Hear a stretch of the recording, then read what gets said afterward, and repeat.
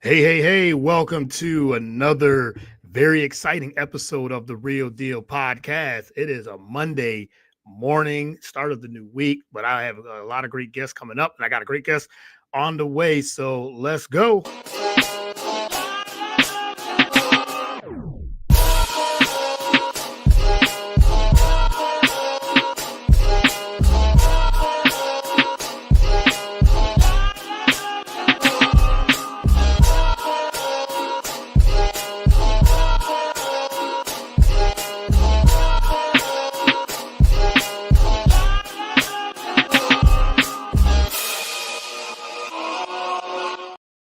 All right, happy Monday. Welcome to another great episode of The Real Deal. Once again, I'm your host, as always, Courtney Harden. Glad to be back with incredible episodes upcoming. I have a great guest on the way. But you can follow the show on all podcast platforms, whether it's Spotify, Apple, Spreaker, iHeartRadio, wherever you can consume podcasts, you can get it there. We're also on the BS3 network, bs3tvlive.com. Check it out on the Roku channel, BS3 TV. Download the app and you can get it there as well. You can follow me on all the social media platforms, whether it's LinkedIn, Twitter, or Twitter X, Facebook, Instagram, TikTok. I'm there as well at Get the Real Deal. So without further ado, I'm going to bring in my next guest. I just told her, and it's true, I've been wanting to get her on for a little bit, and we connected on LinkedIn, I believe. And this incredible woman has done so much. You've seen her NBC Sports, Amazon. She's an Emmy Award winner. We're going to get into all of that as well. Marketing, communications leader, content maven. I'm just reading all her bio from her LinkedIn page. So welcome to the show, Sara Baicker. How are you, Sara? Thank you for doing this. I really appreciate it. Awesome, Courtney. Thank you for having me. That was quite the intro. I appreciate it. Yeah, for sure.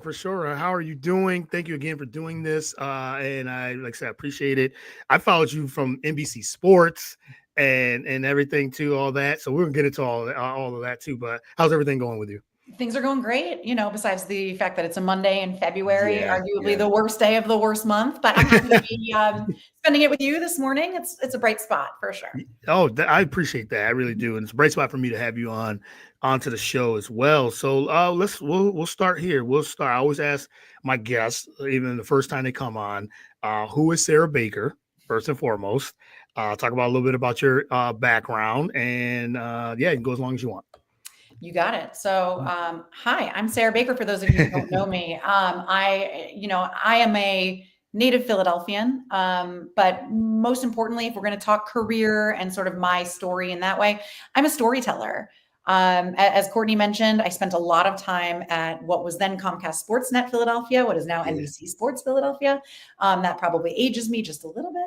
But I got my start in media and especially in sports, spent over a decade working there before transitioning into a career in marketing and communications. First, I stayed in sports working for the New Jersey Devils, Harris Blitzer Sports and Entertainment. I was the director of content and communications for the Devils, and then made my pivot out of sports. So since about 2019, I've worked in tech actually, but I say this all the time when I'm talking about my experience or giving advice to people either who want to get into sports or out of sports. It's all the same, right? If you have a career in communications, a career in media, it's about storytelling. And the job's the same, whether you're talking about the company that you work for and the interesting things going on there, or you're supporting a sports team or reporting on the news for a news station. So that's me in a nutshell. Okay. All right. No, I love that. And like I said, I've followed you for a while, and as you said, I'm in Philly too as well. We got to get into some Eagles stuff for sure. Them in the Super Bowl and things like that. And you said I always enjoy the journey in media and business. I just love the people's journey. It's always different too. And I always ask that, like, how to get how you got started and everything too. Do you miss covering sports? That would be my question. It's funny. I was having this conversation with my husband yesterday, and the answer in short is sometimes, definitely. Okay, right. Not necessarily for the reasons that you might think. So the Eagles being in the Super Bowl actually does not make me miss it. I was fortunate enough to be at Comcast Sportsnet when the Flyers made it to the Stanley Cup. So I actually had the experience of riding along with the team all the way to the championship. Obviously, that did not end how we wanted it to. Right. That experience was amazing. I would not trade it for the world. But what I miss, I miss stories of intrigue. The other week, when the news broke about the Sixers arena plans falling Oh, apart, yes. Yeah. that's when I miss it, because there's the story, and then there's the impact, and there's so many different directions and so many different approaches to when news like that happens. That's when I really miss being in sports, for sure. Yeah, and you're right. I think that the storytelling, and I think that's very important, and that's sort of missing too in some way of like that type of journalism. It's there, it's still there, but you know, things have changed over the years. Social media has changed. Uh, we all have short-term memories and reels and things like that. That all has changed. And you said you've been in communications and marketing, and I want to dive a little bit into that, like how that has changed over the years, and everything. But yeah, I think the storytelling, because we love to hear that type of story. You said the Philadelphia, when they were supposed to be going downtown, supposed to be in the center city. Yep. Now they're gonna stay in South Philly. Yep. That was a whole big story. What was your thoughts on that? Because I do have a lot of layers of that too, but I want to pick your brain on that before we get into the communication, things like that. But what was your initial thoughts of how that all transpired? They spent over a year, 2 years trying to make this work, and they finally struck a deal. 3 weeks later, some billionaires come around and things change. So yeah. What's your thoughts? I'm sure you got a lot of thoughts too on that. Yeah, well, I can tell you my initial thought was, oh, holy curse word, right? Yeah. Like, I had been doing a lot of reading about it, and even now, I'm not entirely sure what I felt about the initial proposal and bringing the stadium to Chinatown, because I looked at it from both sides. I actually lived in Washington, D.C. for a short while, a long time ago. So I remember when the Verizon Center went up and the transformation to their Chinatown, there are comparisons to be made there. There were also comparisons to be made to Barclays Center, and the not real change that made around that building. And even though they had promised it was really going to help with development. So, I was skeptical of the idea, but I also am a realist. And I do believe that stretch of market in Philadelphia is in need of some revitalization, and something maybe is better than nothing. So I never really felt strongly one way or the other, but I had been doing a lot of reading, and I had seen a number of reporters saying, look, I know that this is what the Sixers ownership group is saying, but they are not going to have the money to fund this. This isn't real. This can never really happen. And then I watched the mayor come out in such strong support of it. And then I watched so many, representatives come out in strong support of it. And then it sort of felt like all of a sudden a lot of people were left with egg on their face. Yes. And not just that, but tons of money and time and concern was wasted for what ended up being a non-issue. And so I just think, when you talk about telling a story, there are so many stories behind this story and how things have netted out. And I do think the end result is great, right? The Flyers and the Sixers get a new arena. Eventually, hopefully, we're going to bring a WNBA team to Philadelphia. So, yeah. They promise they're going to spend some money to help benefit Market East. We'll see if that happens. But the end result is a good one. But to get here, there's just a lot of different things that maybe could have happened better. Yeah, I agree 100%. Everything you said. And just to add, it's funny because me and my wife, we were talking, and we were saying how these things happen. It's like, okay, Adam Silver gets involved, the commissioner of the NBA.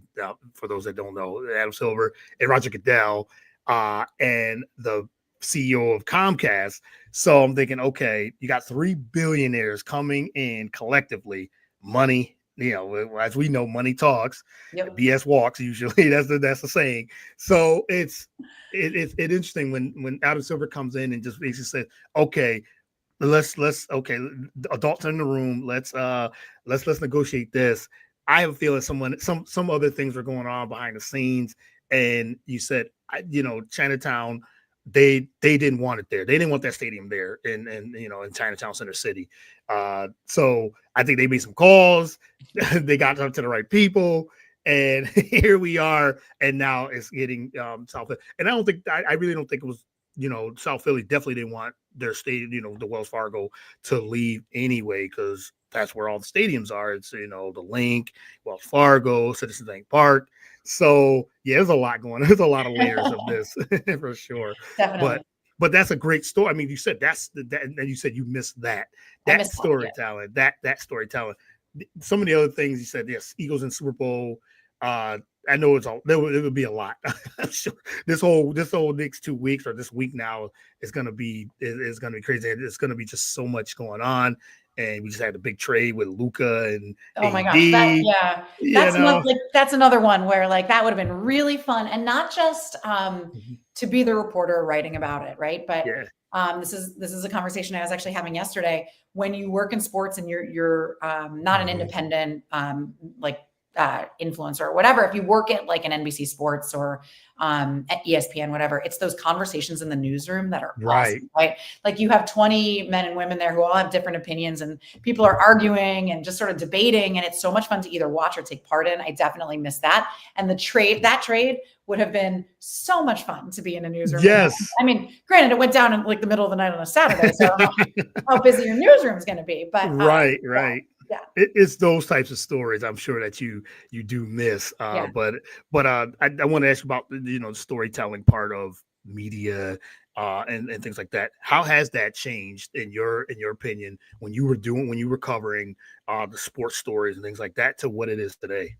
Yeah. So when I first started, like what did it mean to be a beat reporter on like the Flyers beat or the Sixers beat, whatever? Mm-hmm. You went to a game and you wrote a game story. You were like, here's what happened in the game. And yeah, all right. Like, so the Associated Press is still printing out a few hundred words worth of those for every game, but that's not really what people want from sports reporting anymore. It's not about, like, here's what happened in the game, because most people are watching the game, right? Or can get clips online easily. So it's really so much more about your opinions on what's gone down. Yeah. And that's been evolving over the last, I'd say, like decade plus. But it's so much more about the stories alongside the stories of the games these days. It's a very different business and a very different world. And the players are very different. It's not, it's not just a room full of the Inquirer and the Daily News and the TV stations who are covering the Eagles. There's a lot of blogs. There are podcasts, the people creating the news. It's a different crew there as well. Right.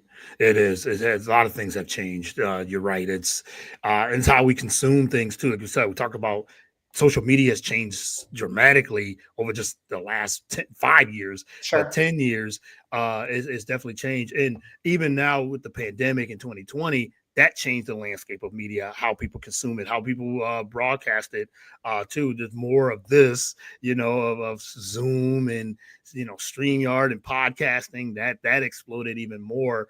Couldn't go to games, couldn't really cover games that way. So that's changed too.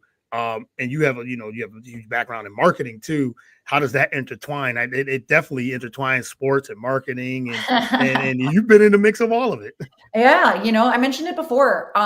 Whether you're working for a company, a sports team, whatever, if you are in a communications or a marketing kind of a role, it is telling stories. People love stories. What is the story of your business? What is the story of the people who work for your business? Right. What is the story of what your business is trying to achieve? What's the story out there that means that you need to exist and people need to buy your product or buy your service?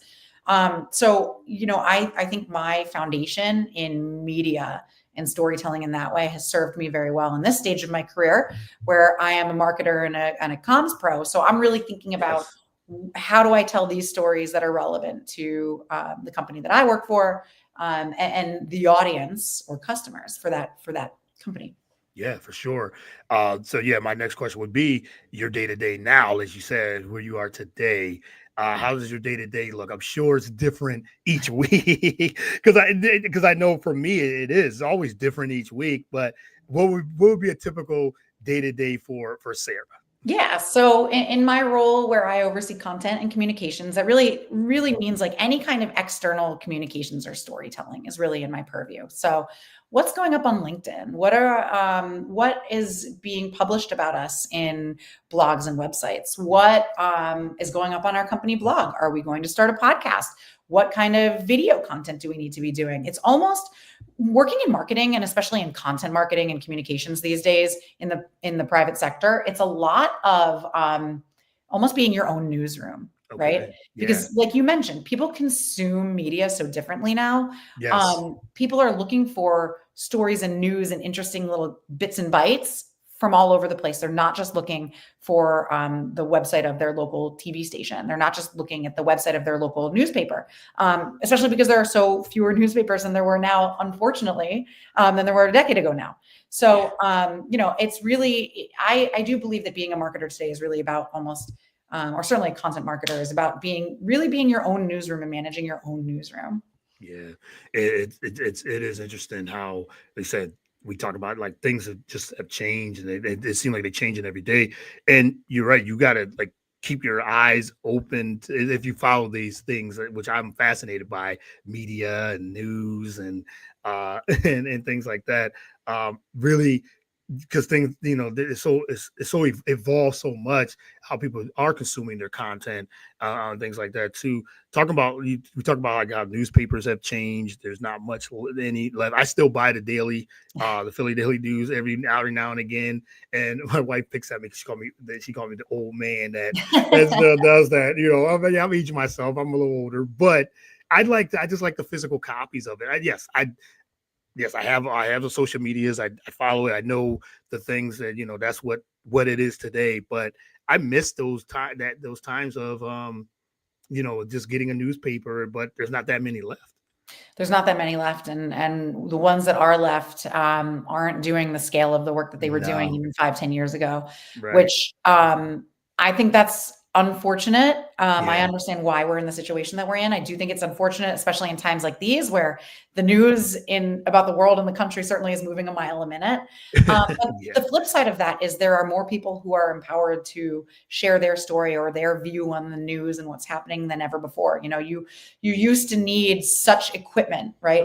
I was actually listening to a podcast with Mike Birbiglia, the comedian, the other day, and he was talking about how, like, when he was just getting started, you needed such yeah, equipment to record a video, right? yeah, You were going to like try to make your own whatever.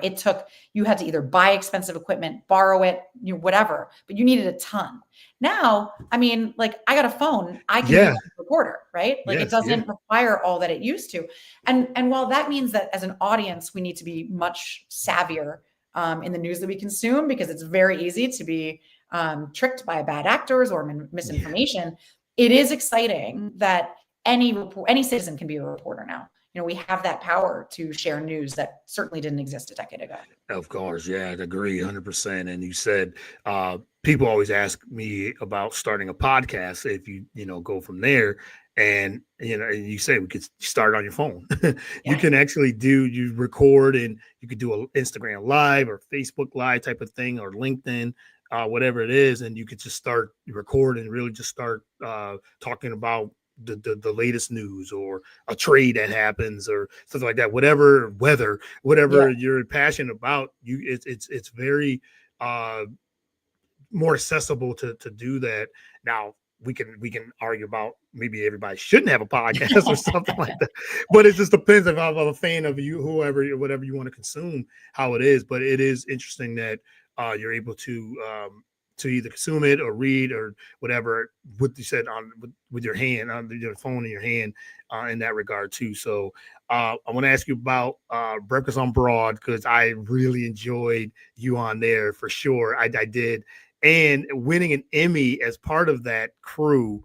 Talk about how that was Breakfast on Broad, and congratulations on your Emmy and the awards you have won over the years Thank too. you. Yeah, for sure. Talk about how that all came about, Breakfast on Broad, and like I said, now with the Eagles in the Super Bowl again. He said you miss it in that front, but you miss some of it in some ways too. But yeah, talk about that. It was such a shame that for the 2 years that Breakfast on Broad was around, that all of the teams stunk. There were a number of thought pieces that were written in the media after we were canceled, which I actually saw in my Facebook memories was literally, I think today in Oh 2017 was wow. our last show.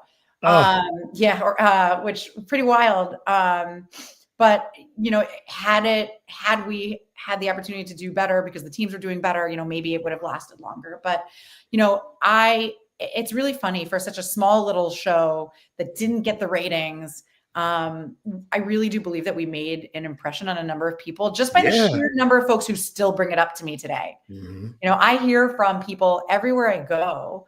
Oh my God, Breakfast and Broad. I loved that show. I loved you guys. How's Jillian? How's Rob? How's Barrett? You know, and I will say I'm still in touch Yeah. with all of them. We're all still in touch with each other. I just talked to Jillian Mhm. yesterday. I just talked to Barrett when the Eagles won the NFC Championship. Barrett and I were texting. So like Okay. Yeah. we are all still in touch. It was this crazy little experiment that we tried.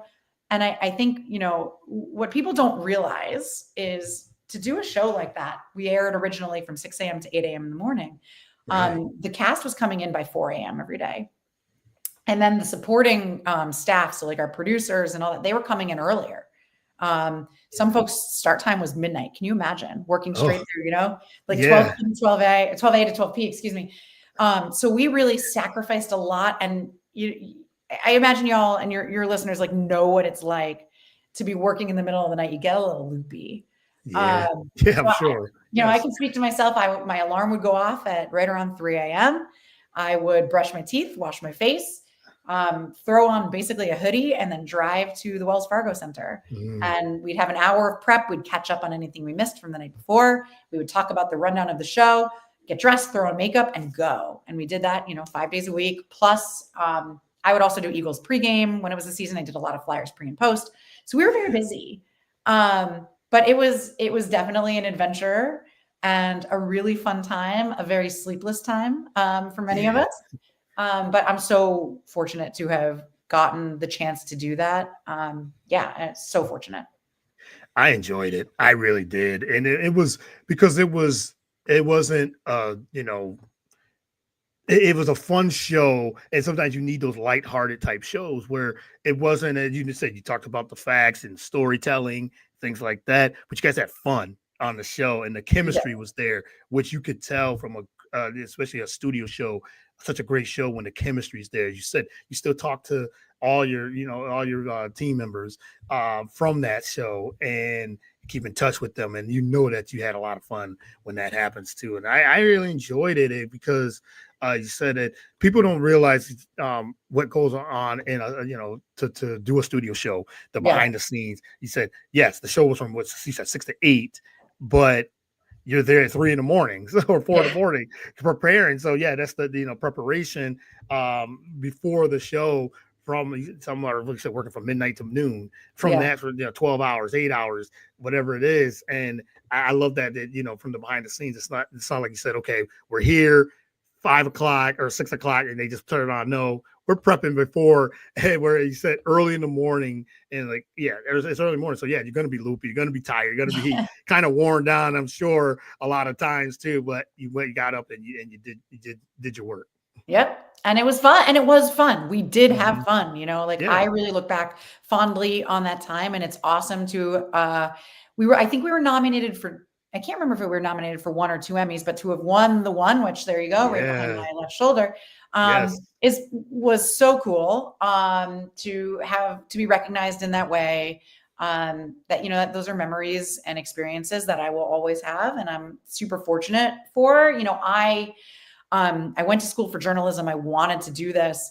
I Yeah. never wanted to be on television. That was not in my plans. When I was hired by Comcast Sportsnet, I was hired to be a writer and an editor, a producer.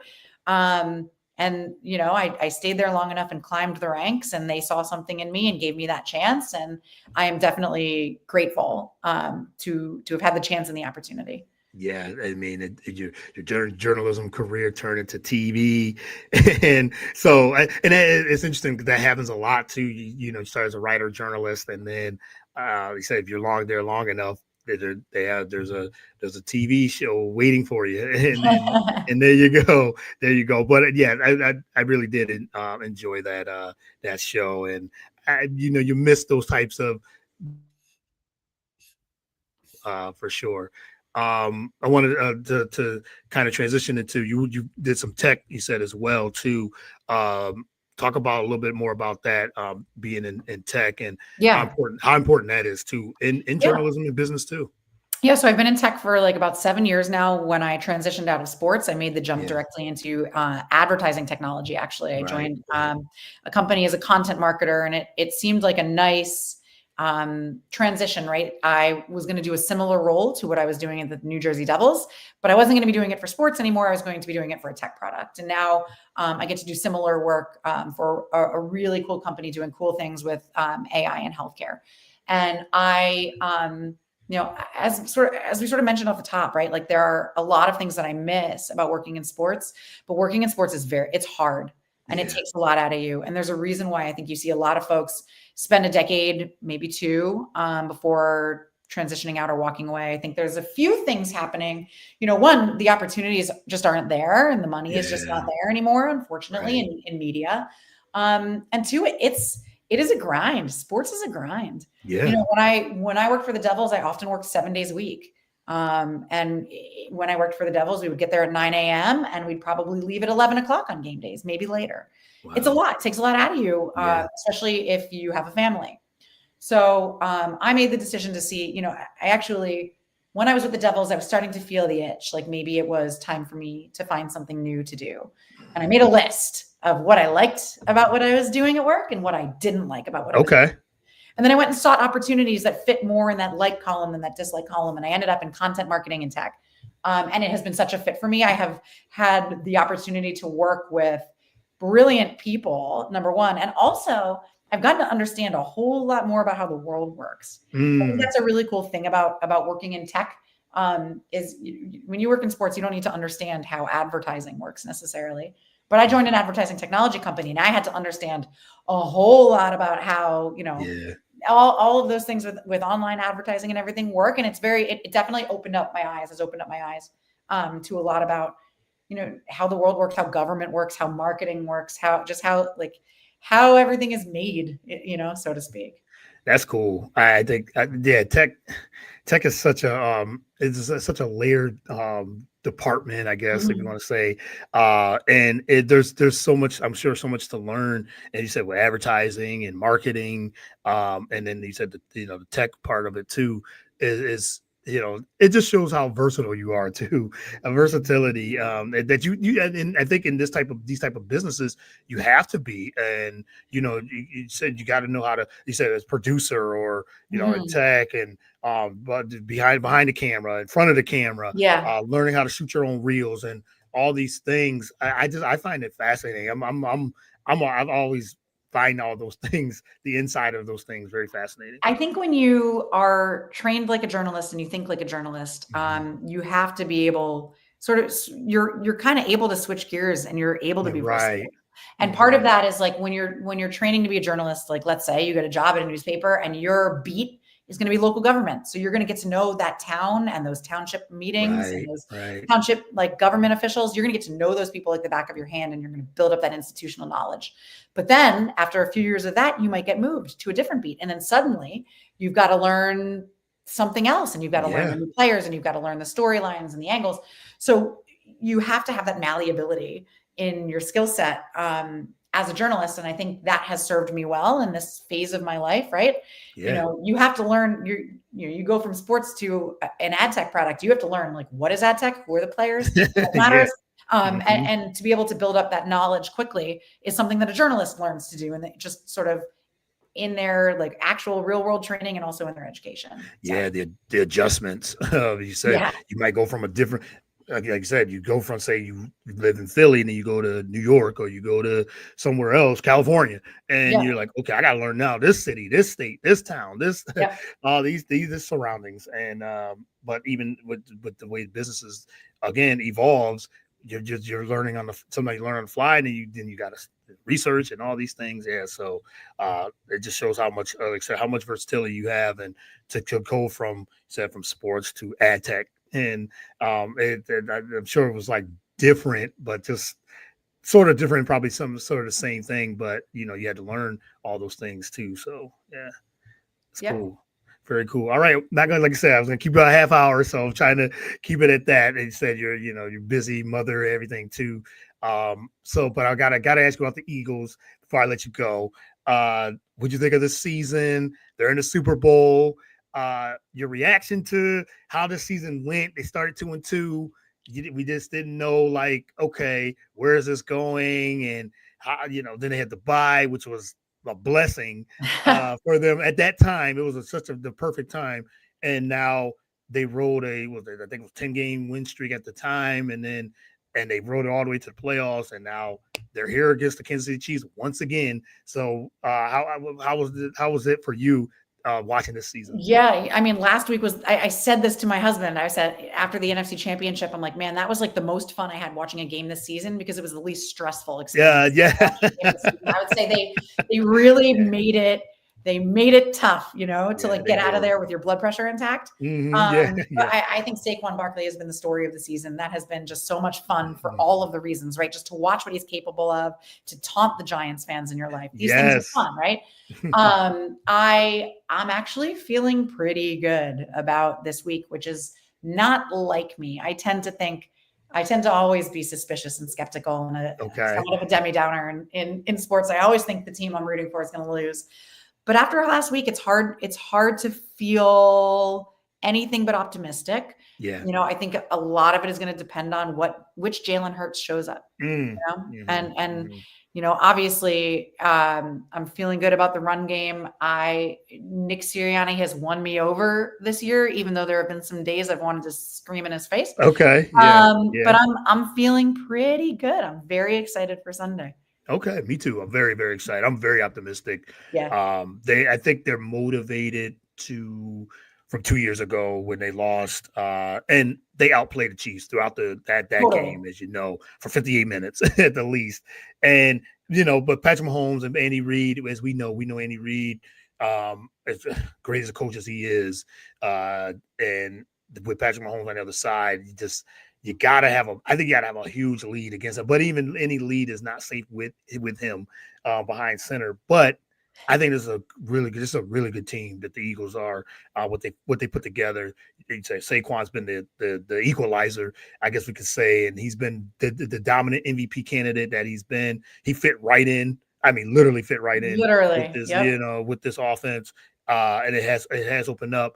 I asked you about Jalen Hurts because you said what Jalen Hurts we're going to get. Do you feel the criticism is fair, or I'll say this for Jalen Hurts, I'm a huge Jalen Hurts fan, and I think that he just does what it takes to win. Like he knows that the running game, if it's been working, and that's what rode us to the Super Bowl. And, as a leader, Jalen Hurts, I think, is a great leader of the team, and I agree with you. I think he is the kind of player who puts the team first, and he's going to do. He's certainly not about trying to pump up his stat sheet, right? Right. He'll win games, and the numbers are not all that pretty, right? And that's okay. Yeah. To me, it's about sometimes I feel he's hesitant to throw the ball away when he needs to. It takes too long to make a decision, and he knows these things about himself. And so the issue is he going to be able to make that quick decision, make that right decision?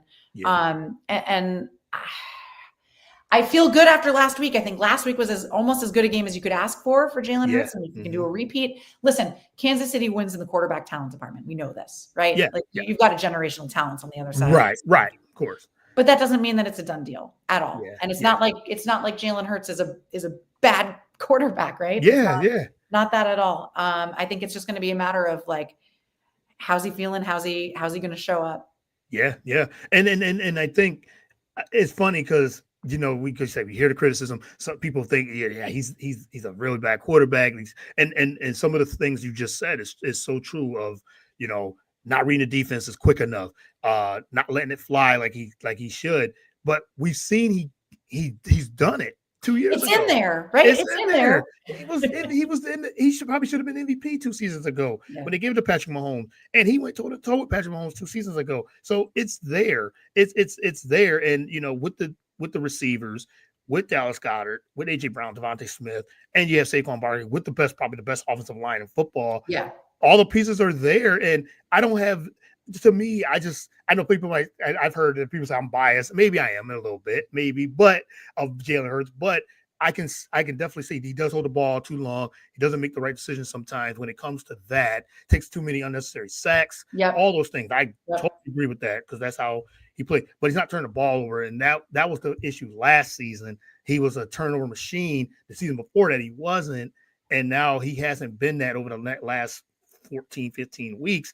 and they've been winning. So at the end of the day, he said leader, he wins, and we know what he's capable of. He can get 300 yards when everything is clicking. So maybe it depends on the play calling. I think that sometimes is a question mark too, uh, Sure.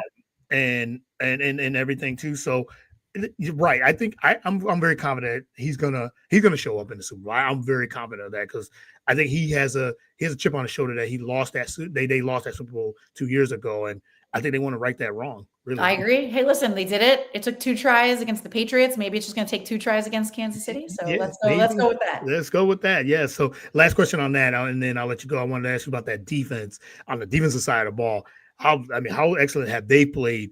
It seemed like in some games they start a little slow, and teams can get up down the field, but they make the adjustments. And Vic Fangio has done, I think, a tremendous job. I think we have competent. That was the difference from last year. We have competent offensive coordinator, competent defensive coordinator, people with Yes. experience, especially Vic Fangio.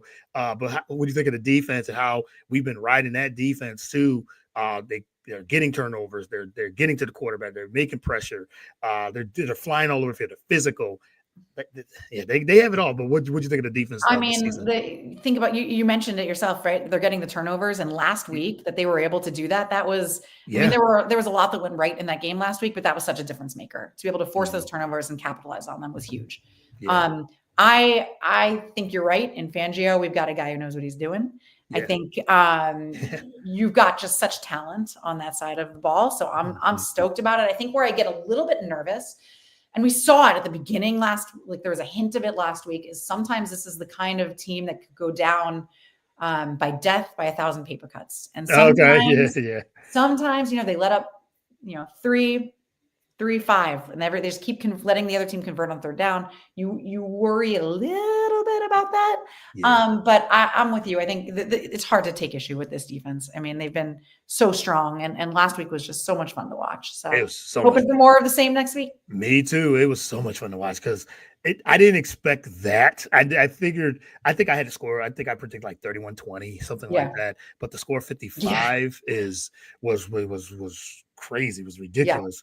But that defense is so physical, and Jalen Carter, I mean, he's a monster, and the secondary's been really solid. But I'm with you on that. I guess a good team like Kansas City, who can convert on third down and fourth down and Mhm. consistently, because like you said, that first drive against Washington, they went 18 plays and they got a field goal out, and they kept converting on third down, converting on fourth down. And I'm like, okay, we got to make a stop. We got to make a stop. Yep. Got to make a stop. Yep. Stop. And they in the Washington, it was curious that they went for a field goal there. It's like, wait, y'all going right down the field and get I 3 still don't points. understand that Me decision. either. Me either. Me either. And then we score on the first play of the game with Saquon a 60-yard run. I'm like, okay, the nerves are the defense. I think the defense will step up, and Washington was going up and down the field, but they weren't getting a lot of points either. So and the offense just kept rolling. So I was like, okay, it's gonna be an offensive game. But I guess Kansas City, they're gonna have to get stops, like and try to commit Mahomes to turn the ball over. He did in the regular season, but he's a different animal in the playoffs, super as we know. But Yep. we'll see. It's gonna be a good chess match, I believe. It's gonna be I hope really good, so.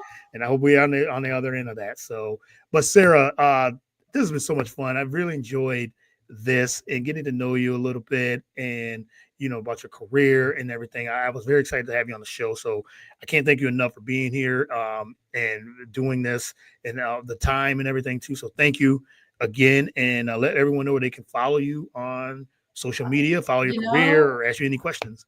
you can find me on Blue Sky these days. Okay, I got to get on So Blue Sky. that's sort of where I'm making my home. Okay, So okay. by all means, and anybody is welcome to connect with me on LinkedIn as well. Yeah, You I gotta get on Blue Sky. I really do. I've been hesitant, and I'm on Twitter, but it's like, Twitter's just not the same anymore. I got to tell you, the trade this weekend solidified Blue Sky as the place to be, even for sports conversations now. I feel really Okay. strongly about that. So All right. Well, come on over, the water's fine. I will get over there. Yes, I will dip my toe in the Blue Sky. I've been wanting to. I've been the last 2-3 weeks. I said, let me set up a page. I think you definitely convinced me. I'll follow you there too as well. Awesome. As Blue Sky. So, but follow Sara on Blue Sky, LinkedIn. I know I active on LinkedIn as well. So again, thank you. Really appreciate it. And let's say go Birds. And hopefully we can do this again. Yeah. Thanks, Courtney. Go Birds. Yeah, go Birds. All right. Thank you, everyone that tuned in, and appreciate it. And appreciate you, Sarah, for doing this. And until next time, we'll check out more content from The Real Deal. All right. Peace.